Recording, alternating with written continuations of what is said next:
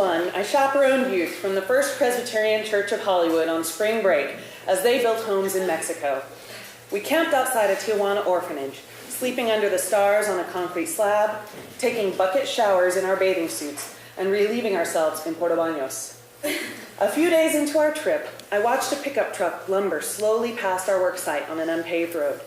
A local boy stood on its rear bumper, clinging to the tailgate with both his hands. The vehicle bounced, causing the child to lose his grip and fall down. The truck continued without pause, leaving him in its dust. His leg was badly broken, but without doctors, clinics, or money, he limped off toward home. In that instant, an otherwise healthy kid's life was irrevocably altered. I imagined his future, disabled and begging from tourists like me. I phoned my sister Laura, who worked in philanthropy, and asked her advice as I considered navigating my career path from journalism toward nonprofits. When I returned to California, an answering machine awaited from the public radio station where I volunteered. An employee there resigned, and I was encouraged to apply for her job, then was hired.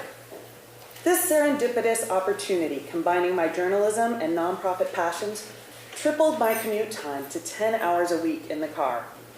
Considering how much I could have earned if I spent that time working at a part-time job, pursuing a master's degree, or mastering a foreign language made me crazy. I felt the effects of travel and lack of exercise. When I fly, I get jet lag, and when I drive, I get road rage. If I sit in traffic or look at a screen too long, I gain weight. And though I can multitask behind the wheel, it doesn't mean I should. Also, I moved to Los Angeles because I love sunshine, but I worked in a fluorescent-lit, windowless basement. So I took a few baby steps to preserve my sanity. A few times each week, I'd wake at 6 to hike the Hollywood Hills, clearing my head before battling gridlock. I didn't exercise quite so early on weekends, because once, as I crossed Sunset Boulevard one Saturday morning, even though I wore sweats, sneakers, and no makeup, I was solicited by a John and given the stink eye by a pimp watching me from across the intersection. When I didn't get up early enough to climb mountains, I'd eat lunch at my desk, then take an hour-long break to walk 19 blocks between the station and the ocean. Whenever I felt frustrated or self-pitying, watching the vast Pacific washed my anxiety away. As I walked, I often recalled the Mexican kid who broke his leg. Remembering how quickly things changed for him helped me to not procrastinate or take my many advantages for granted. Then 9/11 happened, followed by war, which made me mindful of my oil consumption.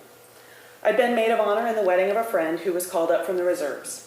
That first Christmas home from Baghdad, my friend described the death of a 19-year-old platoon mate in a roadside attack, the strength it took to break that news to the teenager's parents, and the horror of washing his blood off an Army vehicle.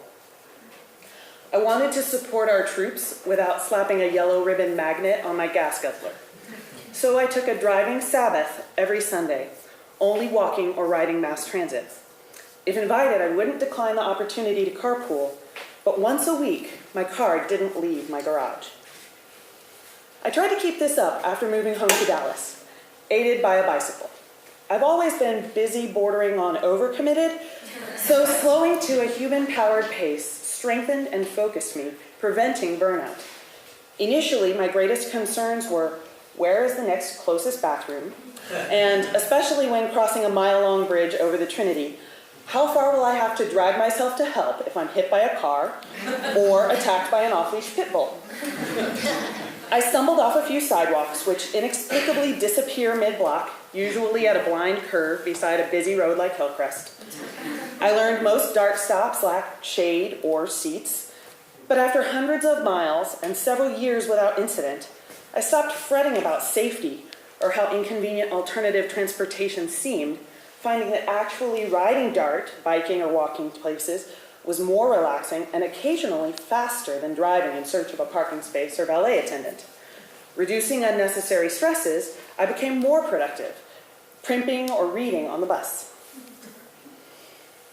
In 2008, my girlfriend Lee lost her battle with breast cancer. She was 46. I was bereft and honored her memory by pushing myself beyond baby steps to an extreme I had never before imagined, walking 60 miles in the Komen 3-day. This opportunity, to heal my broken heart, meditating while walking the labyrinthine streets of my hometown. Also allowed extra time with my sister Laura. She joined my team, saved second base, to honor our maternal grandmother, a cancer survivor. We trained hard while avoiding Texas summer sun. Laura walked her dog after dinner most nights. On weekends, I'd meet my friends for 10 a.m. coffee at Mockingbird Station Starbucks, waking up pre-dawn to walk 10 miles there from my home in Oak Cliff.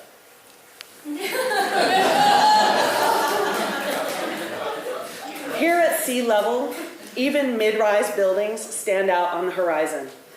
Distances I've driven my entire life were transformed.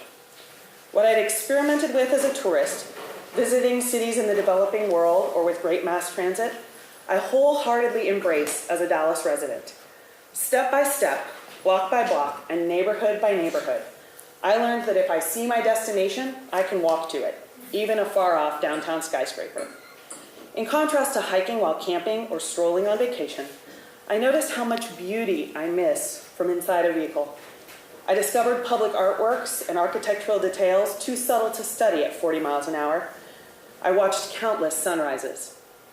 I inhaled the smells of baking bread, fresh-cut grass, grilled meat, rain clouds about to burst, and chimneys smoking. I stuck it to the man by jaywalking and never got a ticket. As my footpath grew longer, so did my career path. Within months of completing the 3-day, I left journalism to work downtown in corporate communications. 2 years later, I bought my first home, a loft in the Cedars about a mile from my office. Now, no matter how full my schedule, I can count on walking the equivalent of at least a half marathon each week. But some voice concern that my radically pedestrian lifestyle, which I credit with keeping me sane, actually proves I'm a little nuts.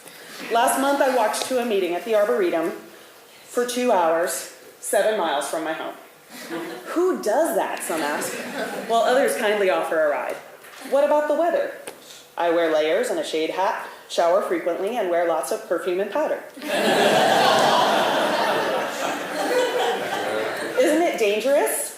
Not as much as driving or biking.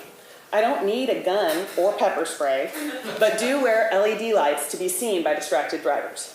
I say I'm living my Manhattan fantasy, although in New York, I've never heard the morning crow of roosters like those in Old East Dallas.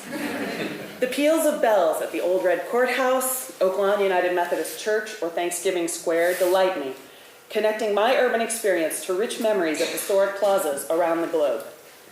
But nowhere in the world do people make eye contact and say hello as often as Texans do. Total strangers, male and female, ask, "How's it going?" or say, "You look nice today," which always puts a spring in my step. Most importantly, while traveling more than 1,000 miles during the past couple of years, I've exchanged thousands more greetings, waves, and smiles than in 2 decades of driving. If I were a superhero, I'd be Gallivanter.